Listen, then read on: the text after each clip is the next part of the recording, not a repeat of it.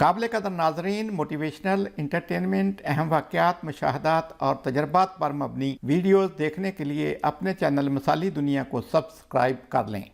बिस्मिल्लाहिर्रहमानिर्रहीम। अस्सलाम वालेकुम दोस्तों, आज मैं आपके साथ एक सच्ची कहानी शेयर करने लगा हूँ।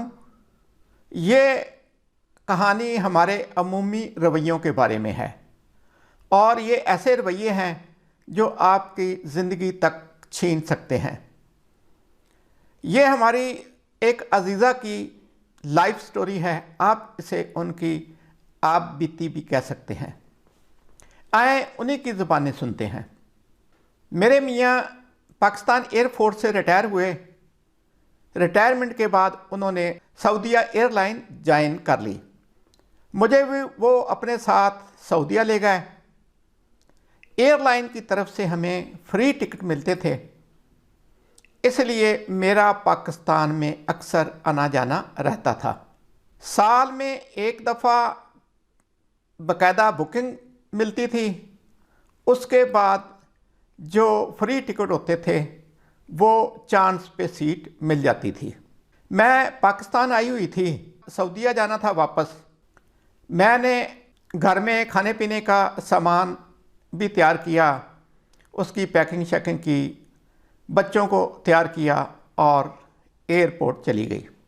एयरपोर्ट हम पहुंचे तो चांस पे सीट नहीं मिली। अमले ने कहा कि बीबी आप कल दोबारा कोशिश कीजिएगा। मुझे ये बात इतनी अच्छी नहीं लगी, क्योंकि घर वापस जाना, उसके बाद वो खाने पीने वाली अशिया को अनपैक करना, उन्हें संभालना, अगले दिन फिर से दोबारा पैकिंग करना, बच्चों को साथ लेना और एयरपोर्ट जाना, ये एक मुश्किल मरहला था। इसका मुझे एक दो बार पहले भी तजर्बा हो चुका था। खैर मैं घर आ गई। घर आने के बाद मैंने अपनी नागवारी का इजहार किया। मेरे वालिद साहब हयात थे। वालिदैन ने मुझे नसीहत की कि बेटा आप अपने घर में ही हो, आपके लिए क्या मसला है, सुबह भी आ जाएगी, कल भी आ जाएगी और आप कल चले जाना। वालिद साहब अब तो फौत हो चुके हैं, अल्लाह ताला उनको करवट करवट जन्नत नसीब करे। वालिद साहब की ये बात मुझे कुछ ज़्यादा अच्छी नहीं लगी। वैसे भी देखा गया है कि बच्चों को वालिदैन की नसीहतें कुछ ज़्यादा भली मालूम नहीं होती, हालांकि वो नसीहतें उनकी हौसला अफजाई के लिए और उनकी दिलजोई के लिए ही होती हैं। खैर मैं रात को सो गई। सुबह उठी तो उस वक्त ब्लैक एंड वाइट टीवी होते थे।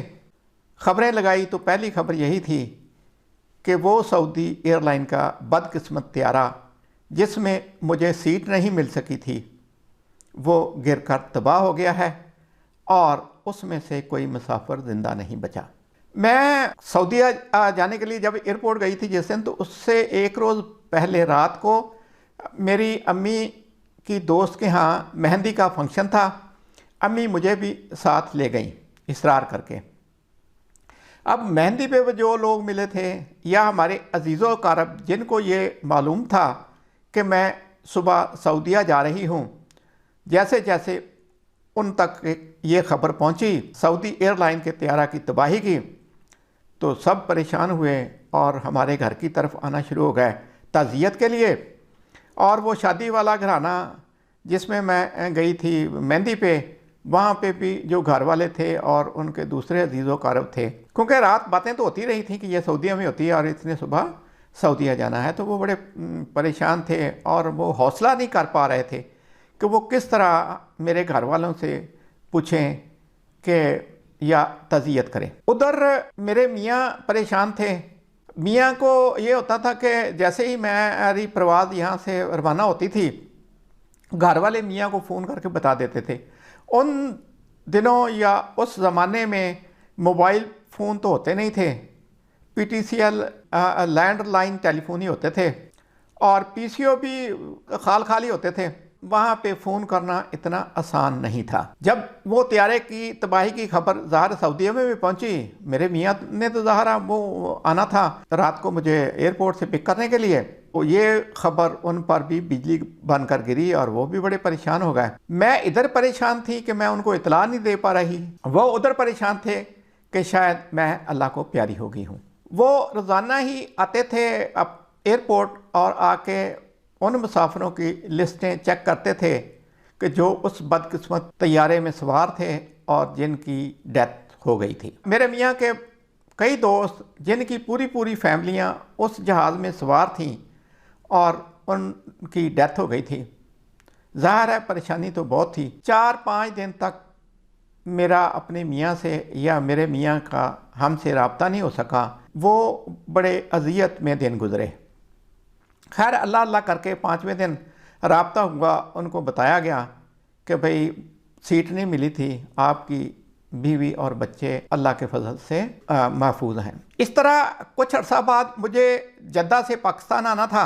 उस तैयारे में भी मुझे सीट नहीं मिली थी। उस तैयारे को भी रास्ते में हादसा पेश आ गया था कि उसमें से 2 पाकिस्तानी बच्चे गिरकर समुंदर में फौत हो गए थे। इस तरह उस वक्त भी अल्लाह ताला ने मुझे और मेरी फैमिली को परेशानियों से बचा लिया। कुछ अर्सा के बाद हम सऊदी अरब से पाकिस्तान शिफ्ट हो गए और लाहौर में क़याम करना शुरू कर दिया। लाहौर से खारियाँ मेरा अक्सर आना जाना था क्योंकि खारियाँ में मेरे सारे दुधियाल रहते थे। उन दिनों ये बसें वैगनें इतनी ज़्यादा आम नहीं होती थीं। कोचें चलती थीं लाहौर से खारियाँ तक और खारियाँ से वापस लाहौर।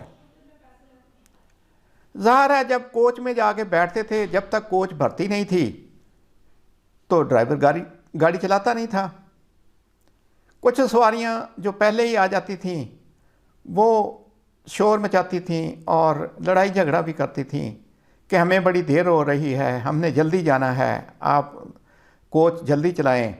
तो ड्राइवर अमूमन हंसकर टाल देते थे या कभी कभी गुस्से का इजहार भी करते थे कि भाई जब तक मेरी कोच नहीं भरेगी, सवारियाँ पूरी नहीं होंगी तो मैं किस तरह चल सकता हूँ।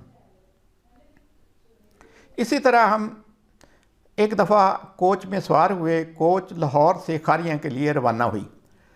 ड्राइवर कुछ ज़्यादा ही सुस्त रवि से गाड़ी चला रहा था। रास्ते में सवारियों ने कई दफ़ा उसे सख्त सुस्त कहा और लानत मलामत भी की कि आप तेज़ नहीं चलाते हो, हमने आगे भी कहीं जगह पे पहुंचना होता है, हमें जल्दी है, देर हो जाएगी।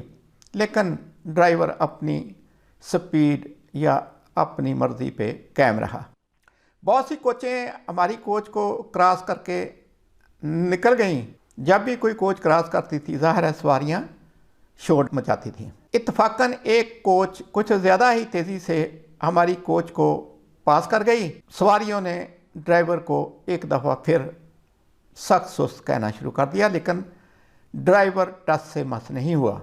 कोई 10 मिनट का सफ़र गुजरा होगा, हमने अपने सामने देखा कि वो कोच जो अभी 10 मिनट पहले हमें पास करके आई है उसका एक्सीडेंट हुआ पड़ा है और बहुत सा जानी नुकसान भी हुआ था। हमने अल्लाह का शुक्र अदा किया कि हम बच गए। इस वाक़े के बाद मैंने अपने दिल में कसम खा ली कि आइंदा बेसब्री, बेचैनी और मुझे देर हो रही है जैसे रवैये और अल्फाज से परहेज़ करना है और कभी इन चीज़ों को अपने दिल में जगह नहीं देनी।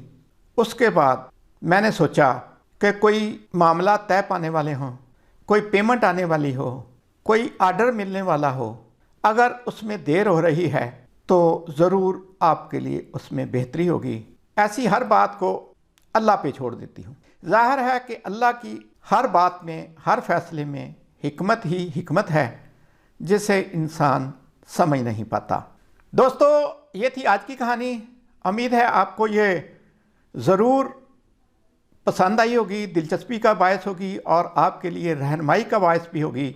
सच कहते हैं क्योंकि तेज़ रफ्तारी अंजाम मौत है और ना पहुंचने से देर से पहुंचना बेहतर है। आइंदा भी आपको ऐसी आबितियाँ, ऐसी कहानियाँ सुनने को मिलती रहेंगी। अगली वीडियो तक अल्लाह हाफ़िज़। पाकिस्तान जिंदाबाद।